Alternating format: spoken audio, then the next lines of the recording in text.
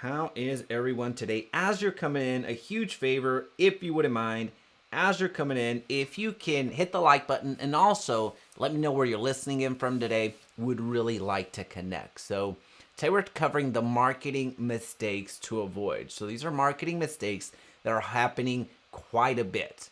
So I'm going to give you some practical ways to combat that, not just identify, hey, this is what's happening, this is what's wrong, and then just give you no way to find a solution. At that point, I wouldn't be doing the best service, the best possible, job for you in just calling out the stuff that you may as well know that is not working. So I'm gonna be as serviceable as possible. So again, today we're talking about the marketing mistakes to avoid.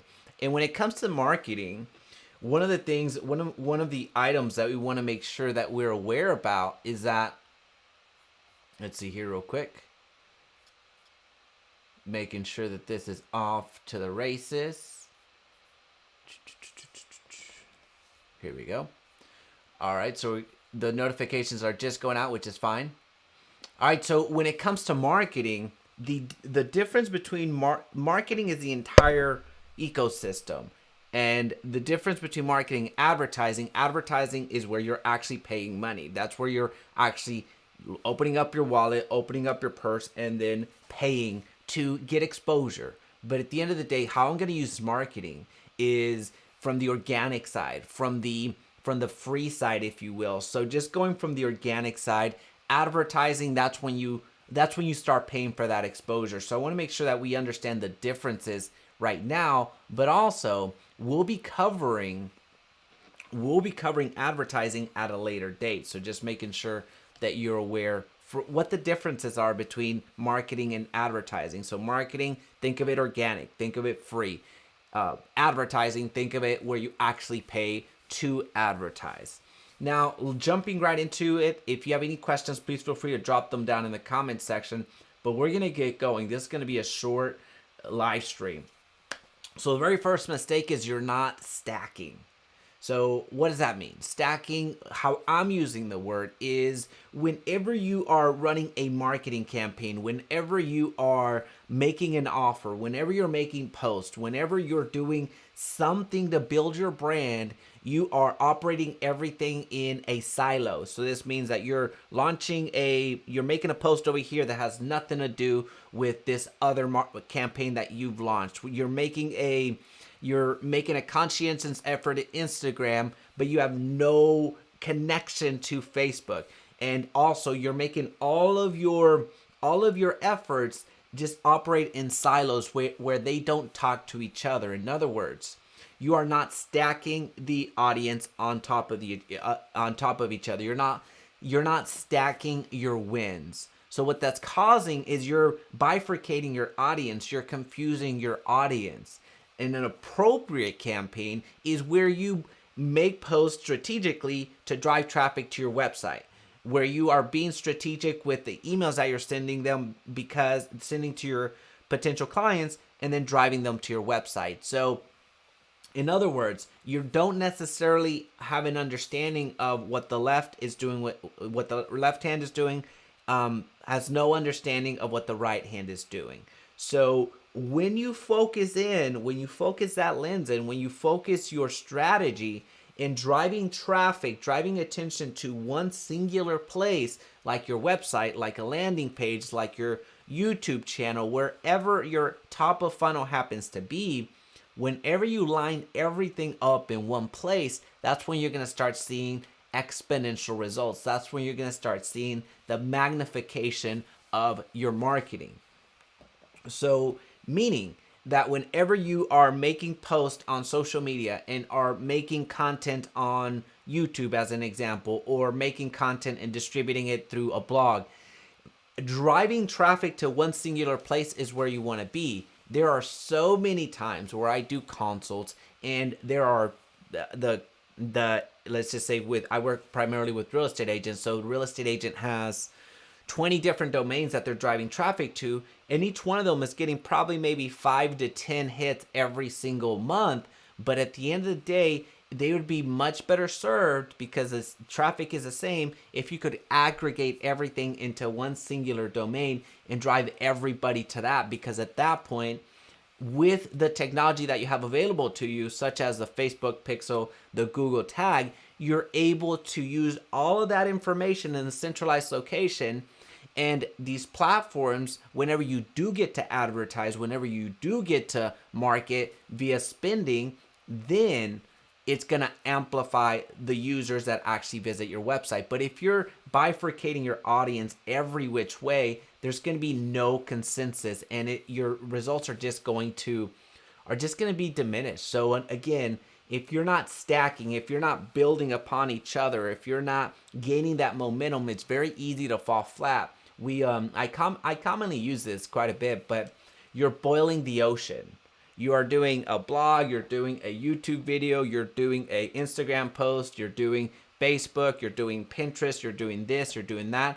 It's just become such a spread out message that you even get confused. And that's just no way to scale. That's no way to bring somebody in. There's no way for somebody else to come into your organization and take over that part of your business, to take over that department for you.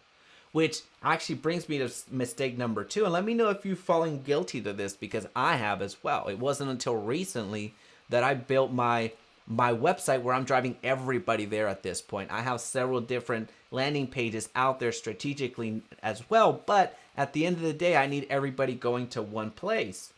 But here's the thing. We often find ourselves bottlenecking ourselves.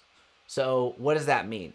It's a continuation of that first mistake of not stacking, and you're just being bifurcated everywhere. So where you're trying to hold on to this thing that you've built, but there's no way for you to bring somebody else that you're gonna be able to justify and pay for and budget for, that's gonna do everything that you've already created, because you're the one that knows how to do the Pinterest, you're the one that knows how to do the Facebook, you're the one that knows how to do the blog, you're the one that knows. So it becomes much harder. But at the end of the day, nobody's going to work harder in your business than you. Let me repeat that. Nobody's going to work harder in your business than you.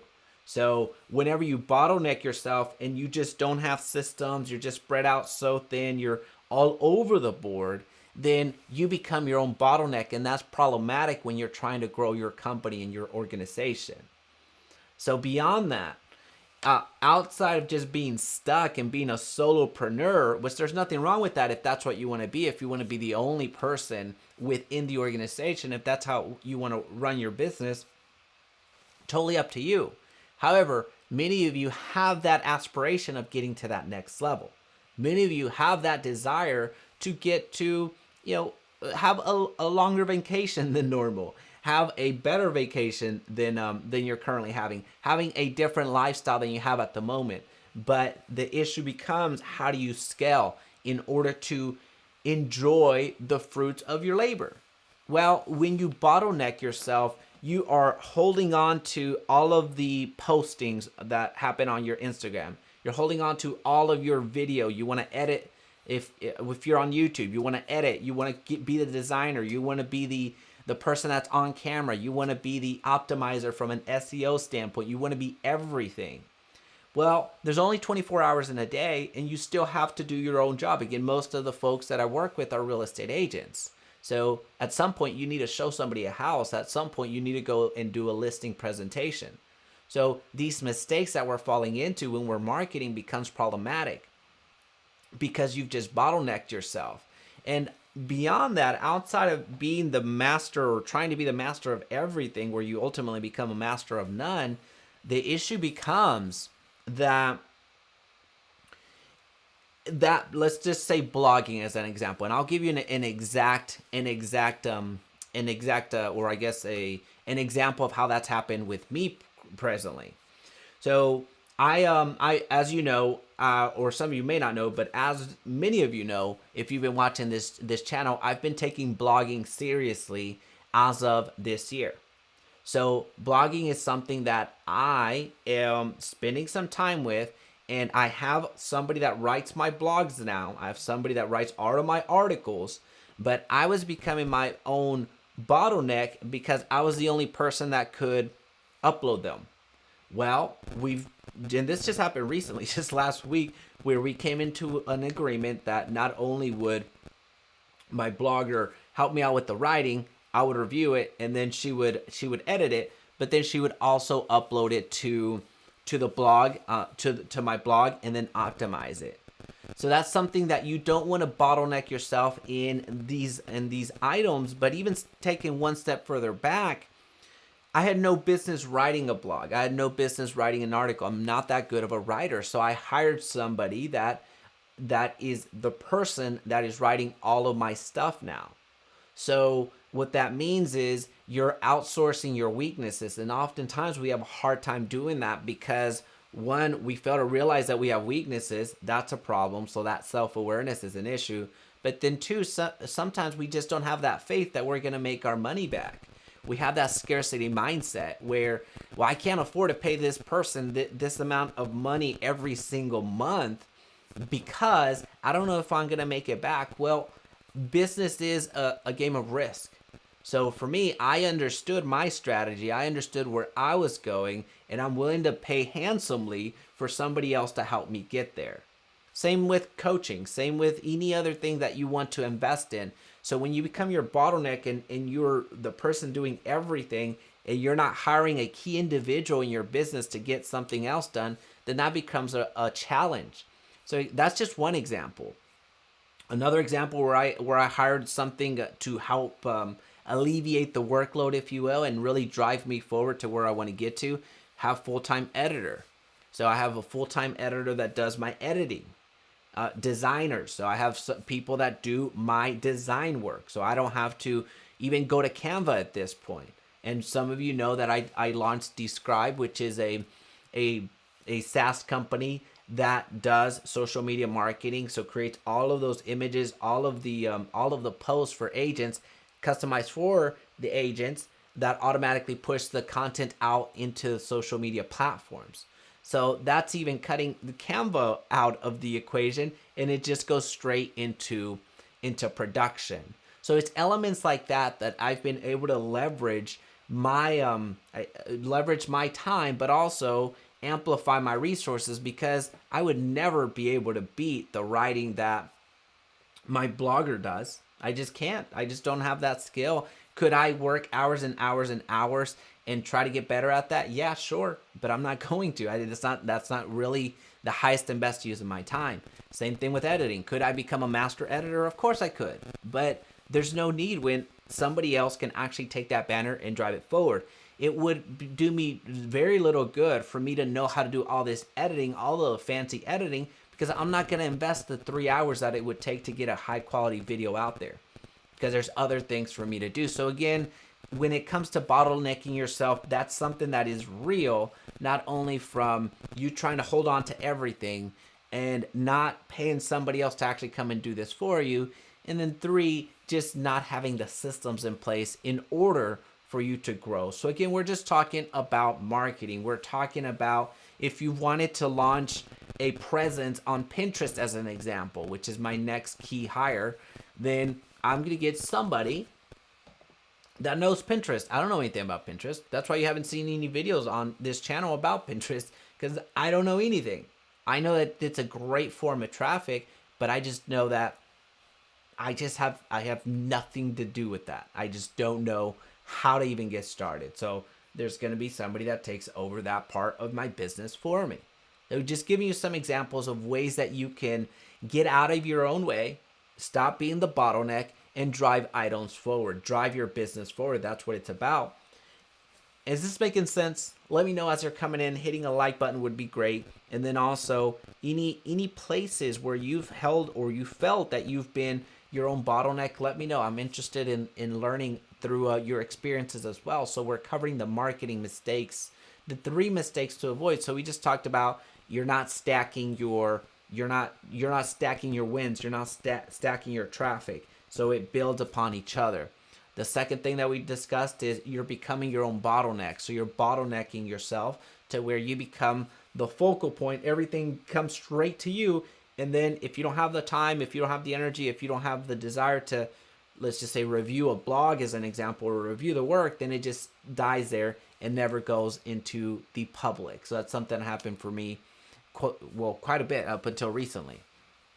And the third thing is the failure to analyze. So the failure to analyze your work, meaning the failure to analyze your numbers. So as an example, if you're doing YouTube, well, have you looked at your channel analytics ever? Have you looked at, hey, how many views am I getting? What type of engagement am I getting? Are people staying to the end? When people see my video, is there a part in the analytics where it drops off? So this gives you, YouTube specifically gives you so much data that we can draw back to. And this is something that hey Bridget, welcome Bridget. And this is something that I myself fall guilty to, where I don't make enough time to analyze my numbers. So analyze the data of what's working and not working. So in YouTube specifically, you have the ability of looking at the video, or at a video at your channel, and seeing at what parts on the video people dropped off.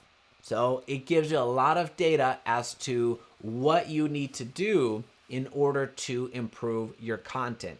Same thing with your website. So if you install your Google Analytics, and if you look at those numbers, you see the bounce back rate, you see the retention on, so how long are people staying on your website, how long are people staying and reading your blogs, what type of feedback are you getting? So it's this type of data that we have available to us, and it's a way for us to measure results. This can be on anything. Same thing with your marketing. If you're doing just organic posts, going back and seeing how much engagement your posts made. On Instagram, it's super easy. If you take it to a brand account, you have the ability of seeing the engagement, you have the ability of seeing the reach. So then you're able to tailor your message, you're able to tailor your content to improve. Bridget, I always check my YouTube channel. Good job. You are better than me. You are better than me. I have a hard time doing that. So analyzing our data becomes super critical. And it's something, again, that I personally fall into. For the longest time, I didn't look at my data. I didn't look at the analytics because I felt, well, I'm making this content and there's enough people viewing. If they don't like it, then it's their problem. But that's such a wrong way of looking at YouTube specifically, because you can always improve, and I could always improve. And that's something that I've been doing. I've been investing a lot of money in coaching. I've been investing a lot of money in a better way of doing video. So it's something that's out there right now. In the past, we didn't have too much of a way to measure what our marketing was like, because these numbers just weren't readily available to us. But every single platform now gives you the reach. Every single platform gives you the engagement. Every single medium that you can think of will actually yield you a way to measure the results. So it's not like the olden days, if you will, where you would go physically and door knock or do all that stuff, where it would be, again, I'm talking only about marketing where it comes to not having to pay a dime. So that would be a little bit harder to measure. Door knocking, I guess technically you could measure the number of doors and all that fun stuff, but a lot of other mediums out there just are not as simple to track. But here, you take a couple of minutes a day to review your work, your previous work, and you know where to improve there moving forward. So when it comes to the mistakes to avoid, not stacking, bottlenecking yourself, and then not analyzing your data becomes problematic. This is, again, we're talking about marketing. Probably next week we'll talk about advertising, the mistakes that are happening there. But these are the mistakes that we're doing at the moment, I myself included. I'm not excluded from this. But these are mistakes to avoid, because we know that they're happening. Now we need to course correct, because if we want to get to that next level, this is something that you have to do, and this is cyclical. Sometimes you're going to find yourself not making any of these mistakes, and then next month you fall right back into it. So this is something that you're going to want to come back to again and again and remind yourself, am I doing this? This is something that I could improve on this month, this week, this year, however long it takes for you to measure your results. That's what it ends up being.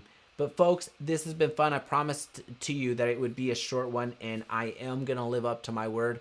I'll see you on Friday, and have a great week. Bye.